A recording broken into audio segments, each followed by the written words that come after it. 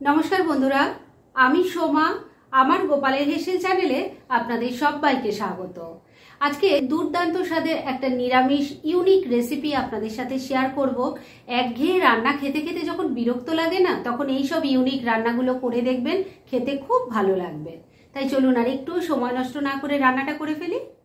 আজকে চাল কুমড়ো দিয়ে কাসন পোড়া শুক্তো তৈরি করব। তার জন্য প্রথমেই এর একটা মশলা বানিয়ে নেব, আর তার জন্য কড়াইটা বসিয়ে গরম করে নিয়েছি। এর মধ্যে প্রথমে দিয়ে দিচ্ছি 1 চামচ কালো সর্ষে। এই সর্ষেটাকে প্রথমেই একদম লো ফ্লেমে ড্রাই রোস্ট করে নেব। খুব বেশি সময় কিন্তু ড্রাই রোস্ট করা যাবে না, কেননা তাহলে কিন্তু তেতো হয়ে যাবে। হালকা একটু ড্রাই রোস্ট করে নামিয়ে নিতে হবে। সর্ষেটা ড্রাই রোস্ট হয়ে গেছে কিনা সেটা বুঝবেন কি করে?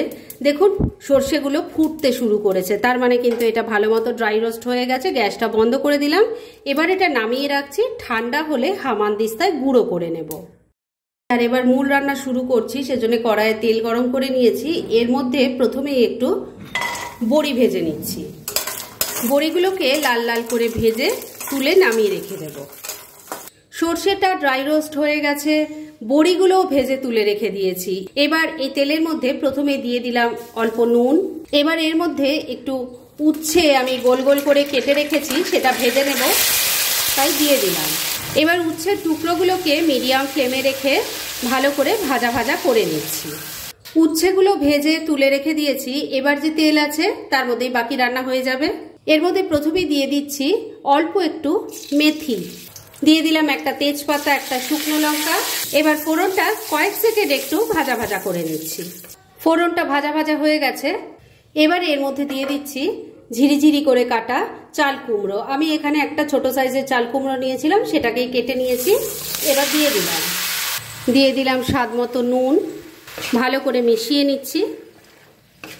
তেলের সাথে চাল কুমড়োটাকে ভালো করে মিশিয়ে নিয়ে মিনিট খানেক একটু নাড়াচাড়া করে নিয়েছি। এবার এটাকে ঢাকা দিয়ে সেদ্ধ হতে দিতে হবে, আর সেজন্য ফ্লেমটাকে লো আর মিডিয়ামের মাঝামাঝি রেখেছি। এই ফ্লেমে ঢাকা দিয়ে 3-4 মিনিট আমি রান্নাটা করে নিচ্ছি। প্রায় 4-5 মিনিট আমি ঢাকা দিয়ে চাল কুমড়োটাকে সেদ্ধ করে নিয়েছি। এবার ঢাকা তুললাম। চাল কুমড়ো কিন্তু এখন অনেকটাই সেদ্ধ হয়ে গেছে। এবার এটাকে আমি নামিয়ে রেখে দিচ্ছি, আর তারপর নেক্সট স্টেপের দিকে এগোচ্ছি। সেদ্ধ করা চাল কুমড়োটা আলাদা একটা পাত্রে তুলে রেখে দিয়ে তারপর কড়াইয়ের মধ্যে আবারও সামান্য একটু তেল দিয়ে গরম করে নিয়েছি। এর মধ্যে এবার দিয়ে দিচ্ছি অল্প একটু রাঁধুনি।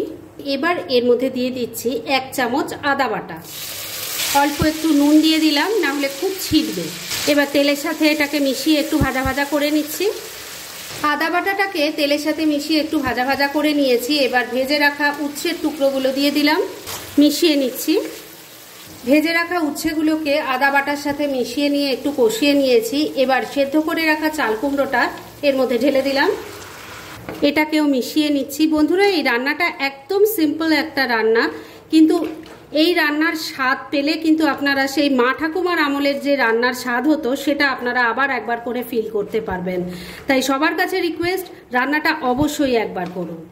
সেদ্ধ করে রাখা চাল কুমড়োটাকে ভালো করে মিশিয়ে নিয়ে মিনিট খানেক সময় নিয়ে রান্না করে নিয়েছি। এবার এর মধ্যে দিয়ে দেব একটু দুধ। এটা কিন্তু কাঁচা দুধ নয়, আর ভাজা উচ্ছেগুলো যে বাটিটায় ছিল তার মধ্যে আমি দুধটা নিয়েছি। এখানে 1 কাপ পরিমাণ দুধ আছে। এর মধ্যে আমি দিয়ে দিচ্ছি 1 চামচ গোবিন্দভোগ চালের গুঁড়ো। ভালো করে মিশিয়ে নিচ্ছি। আপনাদের কাছে যদি চালের গুঁড়ো না থাকে, চাল বাটা দিতে পারেন।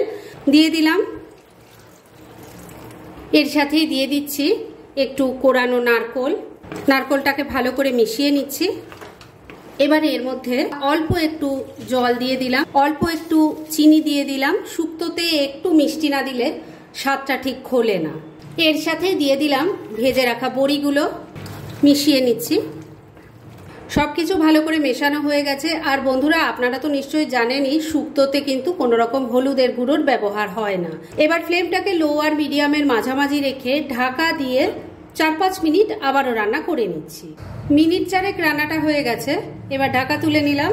আমি কিন্তু মাঝে 2 বার ঢাকা তুলে একটু নাড়াচাড়া করে দিয়ে নুন মিষ্টিটা চেক করে নিয়েছিলাম। রান্না মোটামুটি রেডি হয়ে এসছে। তবে শেষ পর্যায়ে এর মধ্যে দিয়ে দিচ্ছি অল্প একটু ঘি, আর এর সাথে দিয়ে দেব প্রথমেই যে সর্ষেটা ড্রাই রোস্ট করে নিয়েছিলাম, সেটা আমি গুঁড়ো করে নিয়েছি, সেটা এবার ওপর থেকে দিয়ে দিলাম। এটা দাওয়াতে এই রান্নার স্বাদ কিন্তু বহু গুণ বেড়ে যায়, একবার ট্রাই করে দেখবেন। মিশিয়ে নিচ্ছি, গ্যাসটা বন্ধ করে দিলাম। রান্না কিন্তু এবার একদম রেডি। তবে এখন আমি মিনিট 2-এর জন্য স্ট্যান্ডিং টাইমে একটু ঢাকা রেখে দিচ্ছি আর তারপর সার্ভ করে আপনাদের দেখাচ্ছি।